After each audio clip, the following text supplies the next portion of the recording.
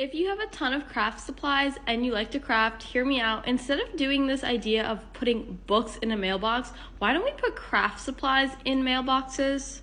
I'd love to take credit for this idea, but I did not find this. Instead, someone else posted this, and I'm just re-putting it into the existence that this is a great idea.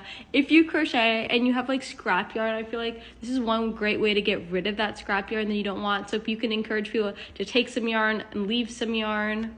But it doesn't just have to be limited to crocheting. It could be literally like any of your miscellaneous like art pieces, like collage materials, candle wax, like crayons, like literally anything. And I feel like if we popped these up more around, people would be more driven to be creative, because I know having a creative hobby, crafty hobby, those are expensive. The costs add up quickly, especially when you're starting off, because a lot of times you don't start off on like scrap material. So then you go through these materials and you're like, wait a minute, this isn't as good as I wanted. You have to redo things, and then it just gets frustrating because you're spending so much money initially. Unless you stick with it, sometimes you don't always see like the benefits. So this is better for those people who want to try something new but don't want to commit to spending huge amounts of money. So send this to someone who actually has the ability to put this in like their front yard. I live in an apartment in Washington, D.C. right now. I can't do this.